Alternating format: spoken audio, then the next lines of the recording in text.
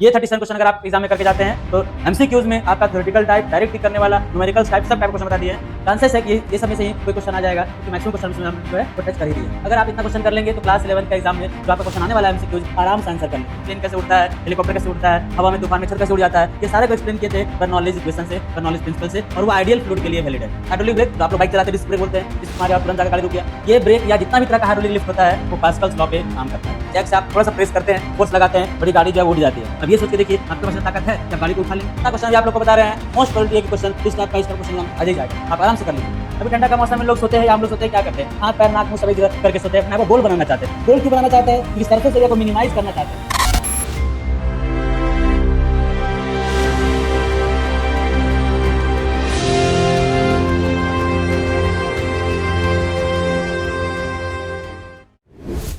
तो hello everyone, कैसे हैं आप सब? पढ़ाई चल रहा है आप लोग का क्लास 11th का। आज हम लोग क्या करेंगे इस चैप्टर ये इस वीडियो में हम लोग मैकेनिकल प्रॉपर्टीज ऑफ फ्लूइड्स, ये आप लोग का चैप्टर है, उस चैप्टर का ऑब्जेक्टिव क्वेश्चन करेंगे, एमसीक्यूज करेंगे। ठीक है, स्टार्टिंग का जो क्वेश्चन लिए है 15-20 क्वेश्चन वो थ्योरेटिकल है, मतलब डायरेक्ट देख करके आपको याद है टिक कर सकते हैं। लास्ट का लगभग 10-12 क्वेश्चन जो है वो लिए है न्यूमेरिकल टाइप, जिसमें थोड़ा सॉल्व करके आंसर लाना है। दोनों टाइप का, मतलब डायरेक्ट जो क्वेश्चन देख करके आप आंसर करते हैं, थ्योरी देता है, डेफिनेशन देता है, उस टाइप का भी है, और इसमें आगे कुछ न्यूमेरिकल्स टाइप का भी क्वेश्चन किया हुआ है। अगर आप इतना क्वेश्चन कर लेंगे तो क्लास 11th का एग्जाम में जो आपका क्वेश्चन आने वाला है एमसीक्यूज आराम से आंसर कर लेंगे।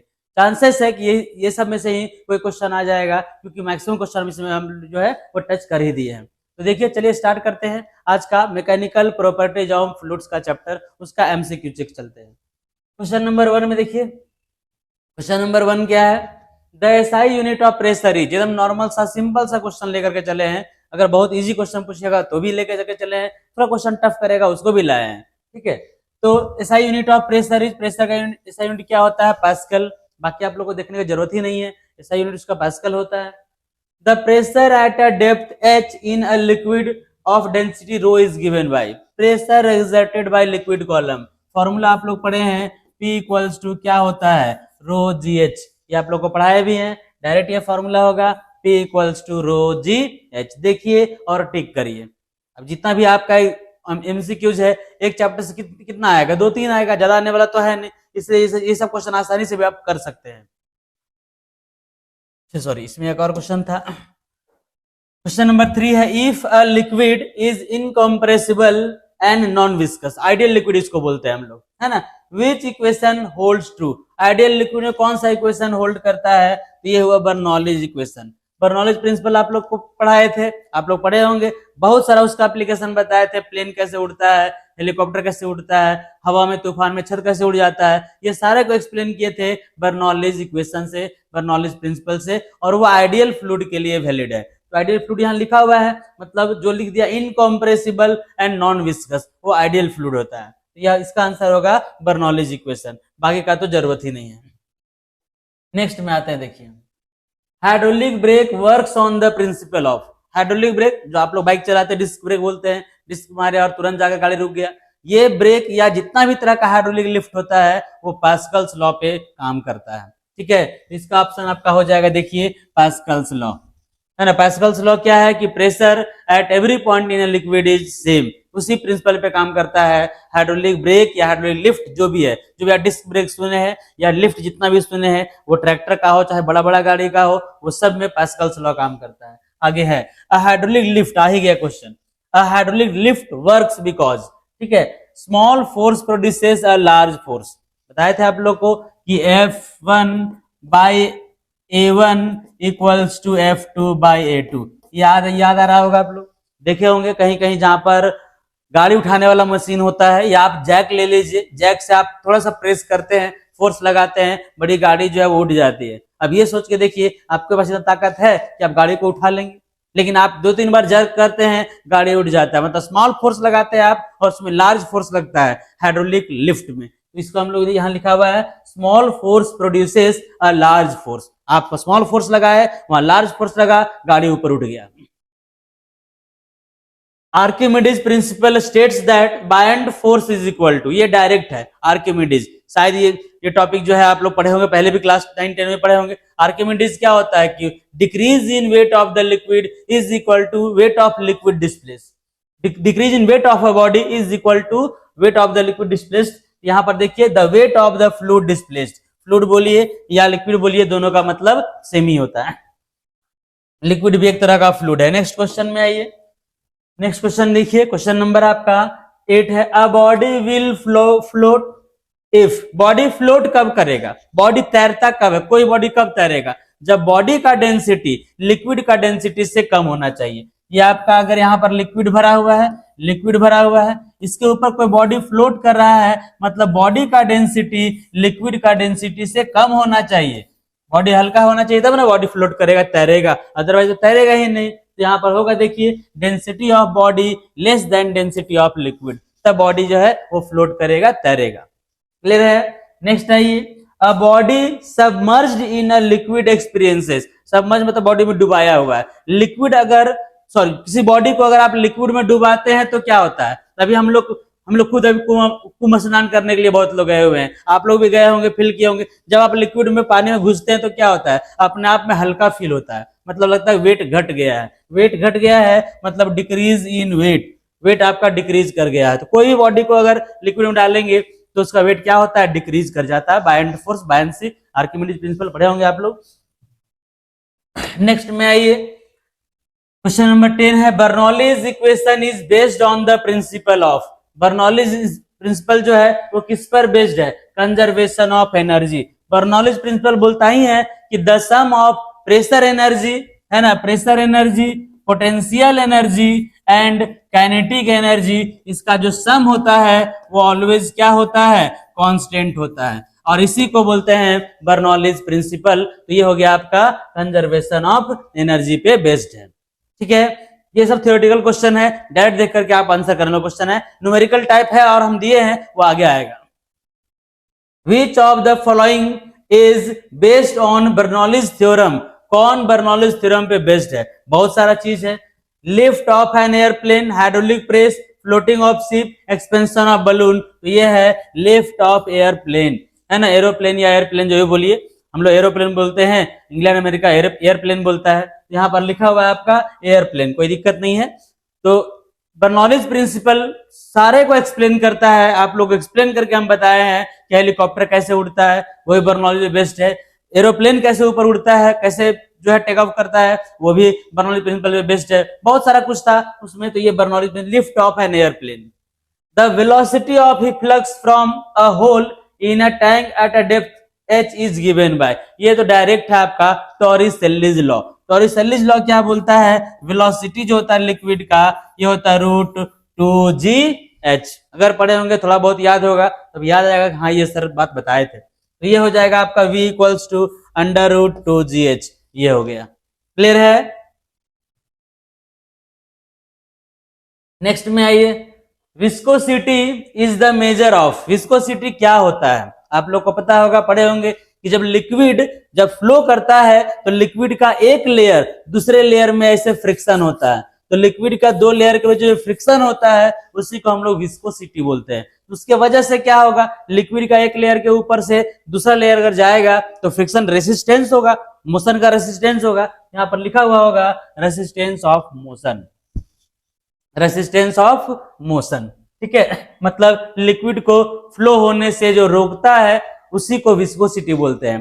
पानी फ्लो करेंगे, पानी बहाएंगे तेजी से बह जाएगा, लेकिन ऑयल बहाएंगे अगर, मतलब लिक्विड को बहाएंगे उतना तेजी से नहीं बहेगा, क्यों, पानी का विस्कोसिटी कम होता है, रेजिस्टेंस कम होता है, बह जाएगा, और लिक्विड का रेजिस्टेंस ज्यादा होता है वो जल्दी नहीं लिक्विड मतलब ये ऑयल का तो जल्दी नहीं बहेगा। अब नेक्स्ट क्वेश्चन है, the SI unit of viscosity, viscosity का यूनिट क्या होता है आप लोग को याद होगा, नहीं होगा तो याद रखिएगा, विस्कोसिटी का यूनिट होता है पास्कल सेकेंड, पास्कल सेकेंड, ये है आपका विस्कोसिटी का यूनिट। नेक्स्ट देख लीजिए, Stokes law gives the force experienced by a sphere moving in a fluid as, Stokes law का डायरेक्ट फॉर्मूला होता है F = 6 π η r भी, देखिए कहां पर है, F = 6 pi eta RB. The terminal velocity of a sphere falling through a viscous medium depends on terminal velocity. Formula याद है आप लोग को 2/9 r square g sigma minus rho by eta. ये होता है टर्मिनल वेलोसिटी का फॉर्मूला, पढ़े होंगे आप लोग. अब देखिए डिपेंड किस पर कर रहा है, रेडियस पे भी कर रहा है और ये विस्कोसिटी पे भी कर रहा है, आपका डेंसिटी ऑफ बॉडी पे भी कर रहा है, लिक्विड भी कर रहा है. क्या है देखते हैं, इट्स रेडियस एंड डेंसिटी. ठीक है, रेडियस पे भी और डेंसिटी पे भी. ऑप्शन ये करेक्ट है. उसके बाद बोल रहा है ओनली इट्स रेडियस, तो ये गलत होगा क्योंकि डेंसिटी भी है. फिर यहाँ पर क्या ओनली फ्लूइड डेंसिटी, वो भी नहीं. ग्रेविटी अलोन, वो भी नहीं. दोनों पर डिपेंड कर रहा है, रेडियस पे भी एंड डेंसिटी पे भी. दोनों होगा इसका आंसर.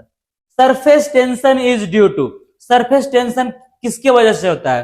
तो सरफेस टेंशन है क्या, सरफेस टेंशन लिक्विड का प्रॉपर्टी है जिसकी वजह से लिक्विड जो है अपने सरफेस एरिया को मिनिमाइज करना चाहता है. जैसा कि आपका रेन ड्रॉप से स्पेरिकल होता है. अभी ठंडा का मौसम में लोग सोते हैं या हम लोग सोते हैं, क्या करते हैं, हाथ पैर नाक मुंह सब एक जगह करके सोते हैं, अपने आप को गोल बनाना चाहते हैं. गोल क्यों बनाना चाहते हैं? क्योंकि सरफेस एरिया को मिनिमाइज करना चाहते हैं. जितना सरफेस हम लोग का बॉडी का एयर के कांटेक्ट में रहेगा उतना ही में ठंडा लगेगा. तो अपने आप को आप क्या करना चाहते हैं, मतलब मिनिमाइज करना चाहते हैं. लिक्विड भी वही सेम काम करता है कि वो अपने सरफेस एरिया को मिनिमाइज करना चाहता है और जिसको हम लोग बोलते हैं सरफेस टेंशन, जिसकी वजह से रेन ड्रॉप स्फेरिकल होता है. स्फेरिकल ही क्यों, दूसरा से भी हो सकता था, लेकिन सेम वॉल्यूम के लिए अगर आप लीजिएगा शेप तो सबसे कम सरफेस एरिया जो है वो आता है स्फेयर का. इसीलिए लिक्विड अपने आप को स्फेयर बनाना चाहता है. तो सरफेस टेंशन हुआ. अब सरफेस टेंशन किसकी वजह से होगा? देखिए कोहेसिव फोर्स और एडहेसिव फोर्स होता है. लिक्विड का मॉलिक्यूल सेम मॉलिक्यूल, जैसे मान लेते हैं यहाँ पर आपका लिक्विड है लिक्विड है तो लिक्विड का दो मॉलिक्यूल के बीच जो फोर्स लगेगा उसको बोलते हैं कोहेसिव. और लिक्विड जो बाहर वाले कोई भी तरह का मॉलिक्यूल रहेगा उसके साथ जो फोर्स लगाएगा उसको बोलते हैं एडहेसिव. जिसका एग्जांपल आप लोग को दिए, थोड़ा सा हम समझा ही देते हैं.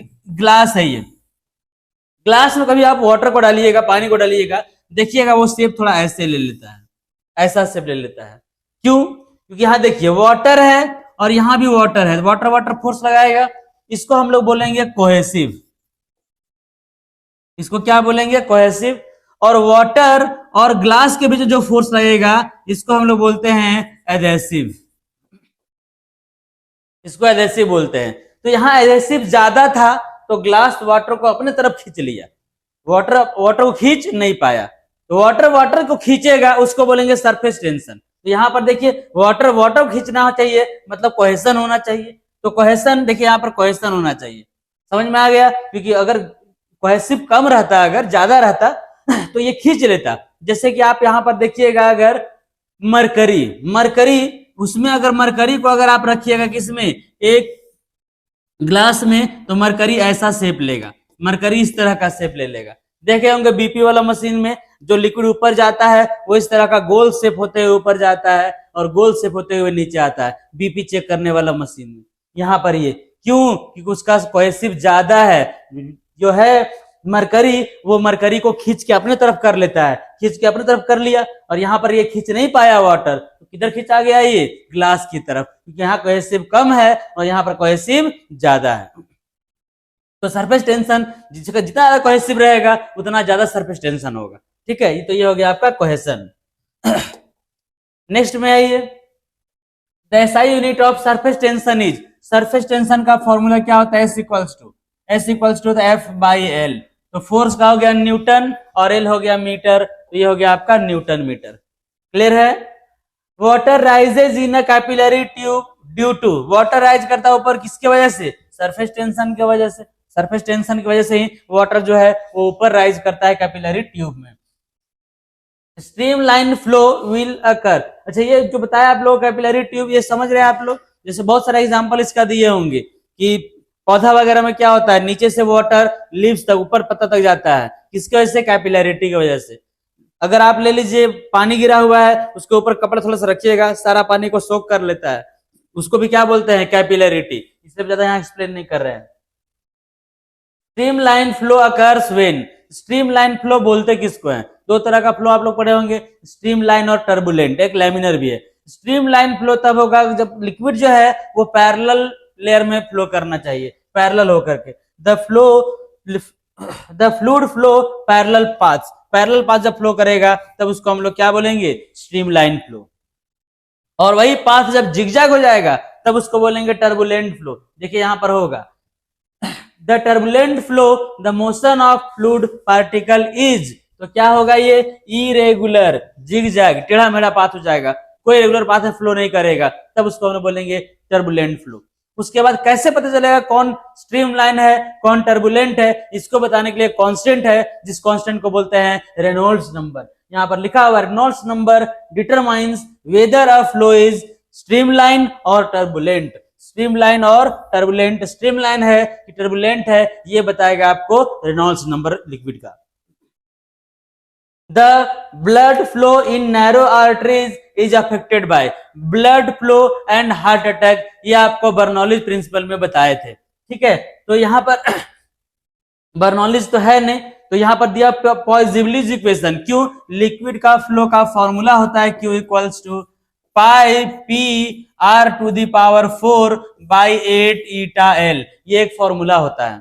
ठीक है, कोई भी अगर पाइप में लिक्विड फ्लो कर रहा है, उसी तरह से आर्टरी हम लोग का है जिसमें कि लिक्विड फ्लो कर रहा है, मतलब ब्लड फ्लो कर रहा है, तो उसको कौन सा इक्वेशन से उसको एक्सप्रेस करेंगे, तो पॉजिटिवलीज इक्वेशंस को बोलते हैं। ये हो गया। अब यहाँ तो कोई दिख ही नहीं रहा है, न्यूटन लॉ होगा नहीं, पास्कल्स लॉ, आर्किमिडीज प्रिंसिपल, तो फ्लो करने का बात हम लोग पॉजिटिवलीज से करते हैं। नेक्स्ट में आइए, क्लियर है आप लोग को, यहां तक समझ में आ रहा है? ये सब जो है थ्योरेटिकल क्वेश्चन है, नॉर्मली देख करके आप लोग टिक मार लीजिएगा आराम से। जितना क्वेश्चन अभी आप लोग को बता रहे हैं, मोस्ट प्रोबेबिलिटी है कि क्वेश्चन इस टाइप का क्वेश्चन एग्जाम आ ही जाएगा, आप आराम से कर लीजिएगा। The shape of rain drops is spherical due to, बता रहे थे कि रेन ड्रॉप स्फेरिकल किसकी वजह से होता है, सरफेस टेंशन। तो देखिए यहां पर होगा सरफेस टेंशन। द राइज और fall of liquid in capillary tube, capillary बारे में बता रहे थे कि राइज करता है, नीचे से किधर जाता है, ऊपर जाता है, किसकी वजह से, ये भी आपका होगा सरफेस टेंशन तो है ही, डेंसिटी भी होगा, ग्रेविटी भी होगा, मतलब इसका होगा ऑल ऑफ दीज। कैसे समझेंगे, सब होगा।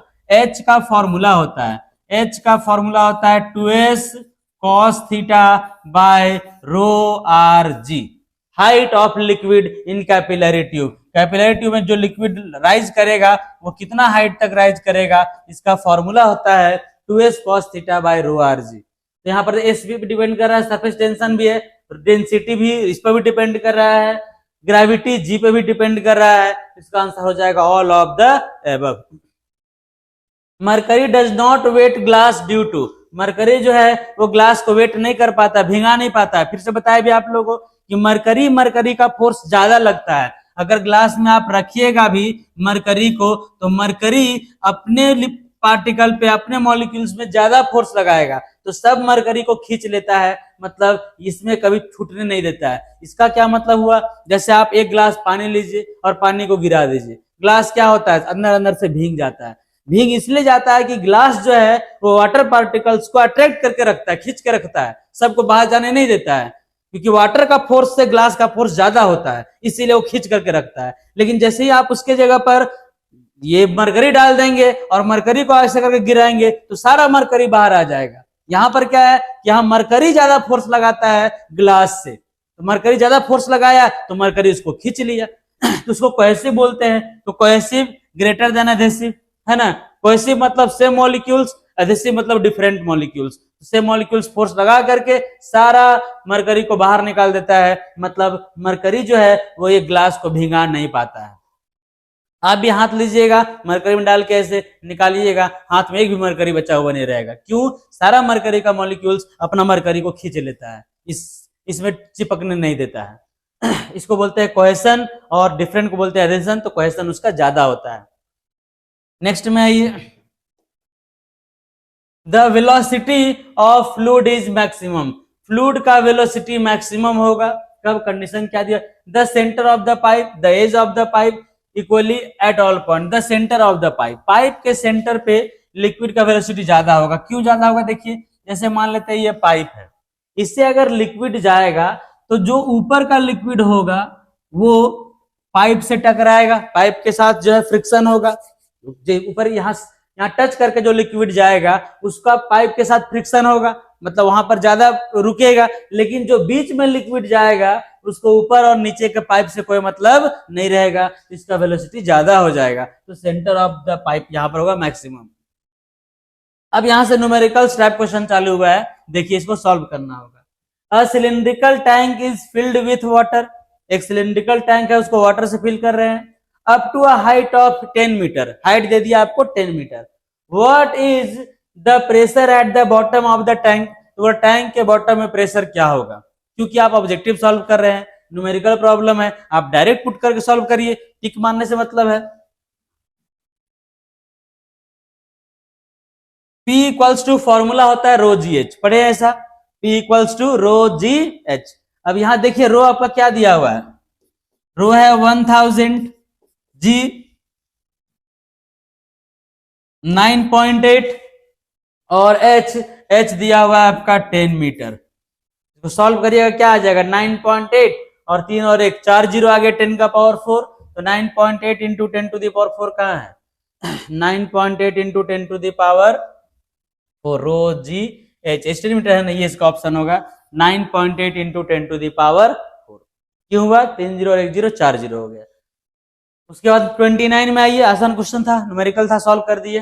अ body weighs 50 newton in air 30 newton in water, मतलब वेट जो एयर में 50 है और वाटर में जाने के बाद 30 हो गया, मतलब कितना घटा 20 घट गया। कौन लगाया होगा, लिक्विड लगाया होगा।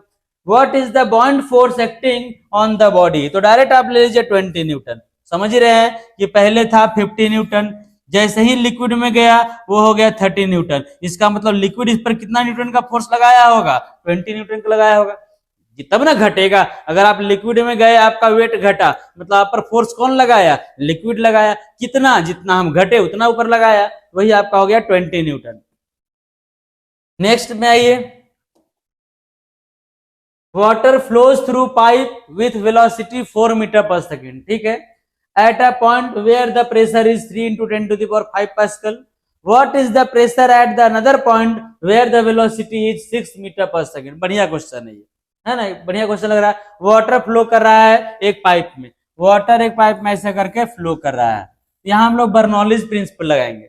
बर्नौलीज क्या होता है, P1 plus half rho V1 square equals to P2 plus half rho V2 square, same height के लिए फॉर्मूला होता है। आपका फर्स्ट में क्या क्या दिया हुआ है, फर्स्ट इनिशियल वेलोसिटी V1 आपको दे दिया है, उसका प्रेशर P1 आपको दे दिया है, बाद का वेलोसिटी V2 भी दे दिया है, और बाद का प्रेशर आपको फाइंड करना है, मतलब P2 आपको फाइंड करना है। तो P2 इक्वल्स टू क्या आ जाएगा, P2 इक्वल्स टू, ये इसको इधर लाके माइनस कर दीजिए, P1 plus half rho V1 square minus half rho V2 square, clear है। तो ये आ गया आपका P2 equals to P1, P1 कितना है देखिए वहां पे 3 इंटू 10 टू द पावर 5, 5 है ना, और प्लस हाफ रो है 1000, V1 का स्क्वायर, V1 आपका 4 है तो 4 का स्क्वायर कर दीजिए, ठीक है, और माइनस हाफ रो है 1000 और V2 कितना है, V2 6 है, 6 का स्क्वायर कर दीजिए, 6 दिया हुआ है ना, 3 into 10 to the power 5 plus 4 का स्क्वायर 16, 1000 था ये, 16 को 2 से तो 8000 आ जाएगा ना, 8000, और माइनस 6 का स्क्वायर 36, 2 से कैंसिल करेंगे 18 आ जाएगा, 18,000, 18,000 आएगा, कर लीजिएगा आ जाएगा। तो इसको माइनस करिएगा 18,000 और इसमें 10 माइनस आ जाएगा आपका 20 आ जाएगा ना, 20,000, 20,000 आ गया। अब देखिए यहाँ 10 का पावर 5 है, यहाँ पावर 5 होना चाहिए तब आप माइनस कर पाएंगे, ये हो जाएगा 3 इंटू 10 टू द पावर 5, गड़बड़ी नहीं किए, देख लेते चेक करके, 4 का स्क्वायर 16, 4 है ना, 16/2 तो 8 आ जाएगा, और यहाँ भी ठीक आ जाएगा। तो ये आपका हो गया 0.020000 1 2 3 4 5 0.2 ना आएगा, 0.2 आएगा, 0.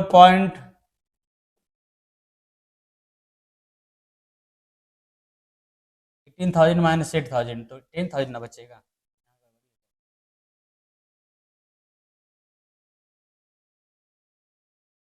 10,000 ठीक है, 10,000 आएगा। 8,000 माइनस 10,000 आएगा। 10,000 में 1 2 3 4 5 मतलब 0.1 इंटू 10⁵ इसको लिख सकते हैं। अब 10⁵ कॉमन लीजिएगा तो 3 माइनस 0.1 और इंटू 10⁵ आएगा, माइनस करिएगा 2.9 इंटू 10⁵ ये होगा। इसका ऑप्शन में थोड़ा मिस्टेक है, 2.8 नहीं होना चाहिए, ये 2.9 होना चाहिए। इसका ऑप्शन डी हो जाएगा। सोल्यूशन कर लीजिएगा थोड़ा, है ना, कोई दिक्कत नहीं है। चमक रहा है, लाइट से दिख रही है अच्छा से। 32 में देख लीजिए, 31 में आइए। अब ये नेक्स्ट न्यूमेरिकल है। A small sphere of radius 1 mm falls through a liquid with a terminal velocity of 2 centimeter per second। Radius दिया हुआ है 1 mm है, टर्मिनल वेलोसिटी है 2 centimeter per second।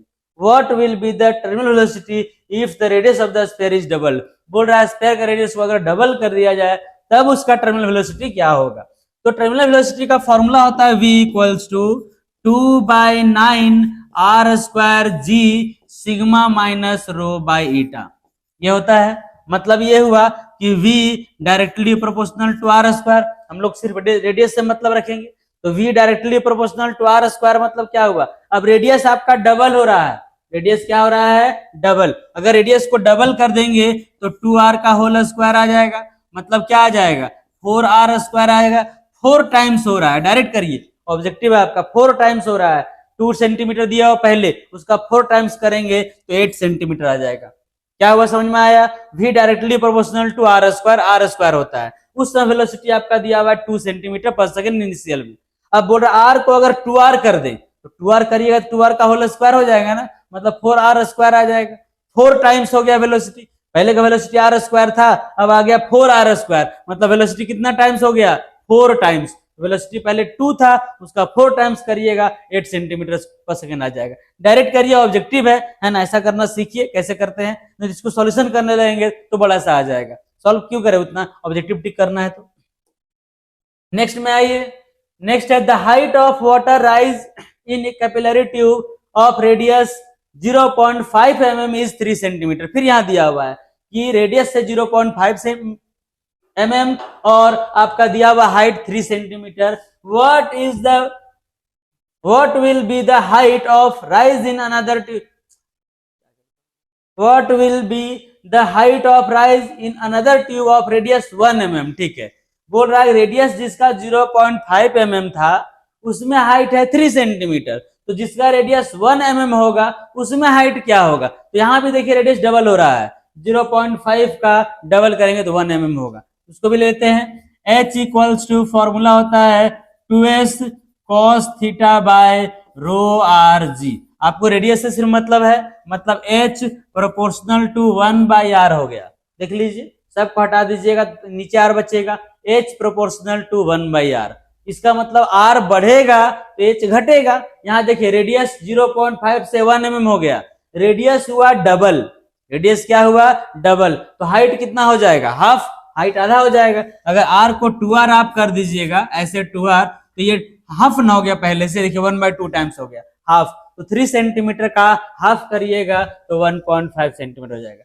डायरेक्ट समझिए, इसको सॉल्व करने का आपको जरूरत नहीं है, सॉल्व करिएगा पूरा इतना करना पड़ेगा आपको कि h1/h2 इक्वल्स टू r2/r1, ये भी लेके चल सकते हैं। उतना क्यों लफड़ा करना, जब देख रहे हैं कि रेडियस डबल हो रहा है तो हाइट हाफ हो जाएगा, डायरेक्ट टिक कर देंगे, आपका टाइम भी बचेगा और आंसर भी करेक्ट हो जाएगा। Water flows through a pipe of cross-sectional area 10 centimeter square with a velocity of 2 mm per second. What is the volume of water discharged per second? Per second का मतलब क्या हुआ, जैसे जैसे जा रहा है वाटर, तो बोल रहा है वाटर जो है वो 1 सेकंड में कितना वाटर फ्लो कर जाएगा। तो वॉल्यूम का फॉर्मूला क्या होता है, वॉल्यूम का फॉर्मूला होता है area into velocity, volume per unit time, ये होता है। एरिया आपका गिवन है, एरिया है कितना 10 सेंटीमीटर स्क्वायर, तो 10 इंटू 10⁻⁴ और v आपका दिया हुआ है 2 मीटर पर सेकेंड, तो 2 इंटू 10⁻³ आया, 2 इंटू 10⁻³ मतलब 0.002 मीटर क्यूब पर सेकेंड, ये हो जाएगा आंसर, है ना। वॉल्यूम होता है area into velocity, volume per unit time, area into velocity direct होता है। नेक्स्ट में आइए, नेक्स्ट है आपका a soap bubble of radius 2 centimetre is formed. ठीक है, सोप बबल का बात किया जा रहा है। If the surface tension of soap solution is 0.03 newton पर metre, what is the excess pressure inside the bubble. Direct formula है, excess pressure inside the soap bubble, इसका होता है फॉर्मूला एक्सेस प्रेशर का 4s/r। 4s/r ये formula है excess pressure inside the soap bubble का। आप लोग को पढ़ा है, आप लोग पढ़े होंगे, देखते हैं ना बबल, ये मेला वगैरह में फूक करके उड़ाते हैं तो देखते हैं बहुत ज्यादा बड़ा होने लगता है बबल। कैसे बड़ा होता है, क्या उसमें हवा घुसता है, हवा घुसेगा तो वो फट जाएगा, है ना। तो सोचते हैं कितना छोटा सा बबल निकला सोप का और बहुत धीरे धीरे बड़ा हो रहा है। कभी ये सोच करके देखे कि वो बड़ा होता कैसे, है ना। लगता है इसमें हवा घुस जाएगा, हवा घुस जाएगा तब तो फूट जाएगा, तब तो बड़ा नहीं होगा। तो बड़ा होता कैसे है, अंदर में ज्यादा प्रेशर होता है बबल में, बबल में अंदर ज्यादा प्रेशर होता है जिसकी वजह से बबल जो है वो बड़ा होता है। वो एक्सेस प्रेशर कितना होता है 4s/r। कहां चला गया, पीछे लग गया। एक्सेस प्रेशर होता है आपका 4s/r, लिखिए यहाँ पे 4s/r। तो ये हो गया 4s। सरफेस टेंशन कितना है, सरफेस टेंशन आपका देखिए, सरफेस टेंशन दिया हुआ 0.03 और आर रेडियस कितना है 2 सेंटीमीटर, मतलब 0.02 कर दीजिए, 0.02 सेंटीमीटर को मीटर में कन्वर्ट कर दीजिए। पॉइंट हटाएंगे और 2 से कैंसिल करेंगे 2, तो क्या हो जाएगा ये 6 आएगा ओनली, मतलब एक्सेस प्रेशर आपका आ गया 6 पास्कल पर सेकेंड। ठीक है, आप ध्यान में रखिएगा कि एक्सेस प्रेशर की वजह से जो सोप बबल होता है वो बड़ा होता है। या एक्वेरियम में भी आप देखे होंगे, एक्वेरियम में नीचे से जो एयर बबल निकलता है वो छोटा सा होता है लेकिन ऊपर आते आते बड़ा हो जाता है। नहीं, छोटा सा से निकलेगा लेकिन ऊपर आते आते धीरे धीरे बड़ा होता है। सोचिए कि बड़ा कैसे होता है, तो ये भी उसका रीजन सेम है, एक्सेस प्रेशर। एक्सेस प्रेशर वजह से ऐसा होता है। If the liquid of a pipe is doubled, ठीक है, liquid if the radius of the pipe if the radius of a pipe is doubled, keeping the pressure gradient the same, by what factor will the flow rate increase। flow rate के लिए पॉइसोलिस है, पॉइसोलिस का formula होता है Q proportional to R to the power 4। अभी लिखे थे इसका formula pi P R to the power 4/θl। तो ये फ्लो रेट का फॉर्मूला होता है Q प्रोपोर्शनल टू R का पावर 4, पॉइसोलिस का है ये। ठीक है, अब बोल रहा है क्या कि किस फैक्टर से जो है वो ये रेट इंक्रीज करेगा, कब, जब रेडियस को आप डबल कर देंगे। तो फिर यहाँ वही बात हुआ, हर क्वेश्चन में ऐसा हम लोग कर रहे हैं कि आर को अगर आप 2r करिएगा, 2r का पावर 4, रेडियस डबल हो गया तो देखिए तो 2 का पावर 4 कितना आ गया 16r², मतलब 16 टाइम्स हो गया। कितना टाइम्स, 16 टाइम्स। तो यहां पर ये हो जाएगा आपका 16। क्लियर है, ऐसे सॉल्व कीजिएगा बहुत बड़ा होगा। आप इस तरीका को समझिए, जहां भी प्रोपोर्शनल आएगा डायरेक्टली हो या इनवर्सली हो उसको आप लेकर के चलिए। कितना टाइम्स हुआ 2 टाइम्स, 2 टाइम्स कर दिए 2r का पावर 4, 16 फैक्टर आ गया, 16 टाइम्स हो गया, डायरेक्ट ले लीजिए 16 टाइम्स, आराम से आपका टाइम बच जाएगा। अब बहुत सारा क्वेश्चन ऐसे कर सकते हैं। क्या होता है कंपटीशन में, ये काम होता है कि आपको सही भी बनाना है और टाइम भी बचाना है। इस तरीका से अगर आप पढ़िएगा तो आपका सही भी बनेगा और दोनों टाइम भी बचेगा। A dam holds back water to a height of 20 meter। ठीक है, what is the force per unit area at the base of the dam। what is the force per unit area, ठीक है, मतलब pressure, force per unit area लिखा हुआ क्या है, force per unit area, मतलब आपको प्रेशर निकालना है। और प्रेशर का फॉर्मूला वही होता है pressure P equals to ρgh। Rho कितना हो गया देखिए आपका, रो दिया हुआ है 1000, जी कितना है 9.8 और एच आपका क्या है, एच है 20, मल्टीप्लाई में होगा ये इंटू 9.8 इंटू 20, मल्टीप्लाई कर दीजिएगा इसको इससे तो 196 आ जाएगा और इंटू 1000 तो कितना हो गया 1.96 into 10 to the power 5, 1.96 into 10 to the power 5। लेकिन एक बात और इसमें है, वो भी देख लीजिए। अगर आप लेते हैं dam holds back water at the dam, यहां पर अगर आप लेंगे डैम का तो इसमें आपको क्या करना होगा, इसमें आपको एटमॉस्फेरिक प्रेशर ऐड करना होगा, है ना। एटमॉस्फेरिक प्रेशर भी यहाँ पर ऐड होगा, मतलब रो जी एच के साथ आपको पीए को भी ऐड करना होगा, पीए प्लस रो जी एच। ऊपर में एटमॉस्फेरिक प्रेशर लगाएगा वो, और जो लिक्विड का प्रेशर लगेगा रो जी एच, वो दोनों ऐड करना होगा।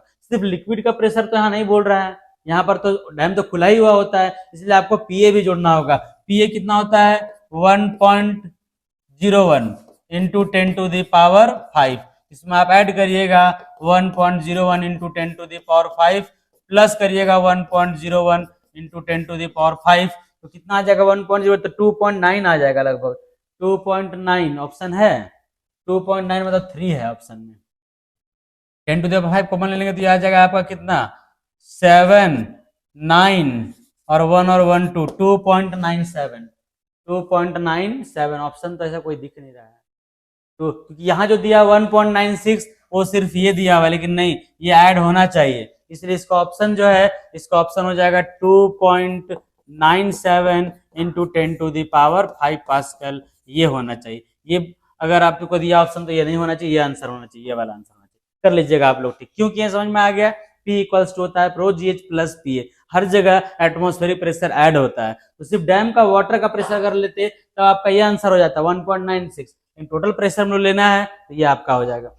नेक्स्ट देखिए, a venturimeter measures the flow rate of water through a pipe, the pressure difference between the two section is 5000 pascal दिया हुआ है, वेंचुरीमीटर के बारे में पढ़ाया आप लोग को, and the density of water is 1000, density 1000 दिया हुआ है, ठीक है। What is the velocity of flow if the area difference is negligible, velocity का फॉर्मूला एक होता है, वेलोसिटी का फॉर्मूला होता है 2ΔP/ρ, ये होता है फॉर्मूला। तो ये हो गया आपका 2ΔP, प्रेशर डिफरेंस कितना है देखिए, तो प्रेशर डिफरेंस आपका है 5000 है ना, और रो कितना है डेंसिटी, रो आपका दिया हुआ है 1000, ये हो गया। तो यहां से यहां ये कैंसिल हो गया, तो 5 2 10 ना, ये 2 × 5 √10, तो √10 का वैल्यू 3 पॉइंट समथिंग आएगा, यहाँ पर 3 मीटर पर सेकंड दिया तो 3 पॉइंट समथिंग, ये कर दीजिए, ये हो जाएगा आंसर। समझ में आया? तो ये था आपका क्वेश्चन, 37 क्वेश्चन आप लोगों को टोटल बताए हैं। ये 37 क्वेश्चन अगर आप एग्जाम में करके जाते हैं तो एमसीक्यूज में आपका थ्योरेटिकल टाइप, डायरेक्ट टिक करने वाला, न्यूमेरिकल टाइप, सब टाइप के क्वेश्चन बता दिए हैं। और ये चैप्टर भी इंपॉर्टेंट है और बड़ा ज्यादा, थोड़ा सा बड़ा, बाकी के कंपैरिजन में थोड़ा बड़ा चैप्टर है। इतना क्वेश्चन आप लोग करके जाएंगे क्वेश्चन आराम से हो जाएगा। फिर नेक्स्ट वीडियो में हम लोग नेक्स्ट चैप्टर का क्वेश्चन लेकर के आएंगे, तब तक आप लोग अच्छे से मन लगा करके तैयारी करिए।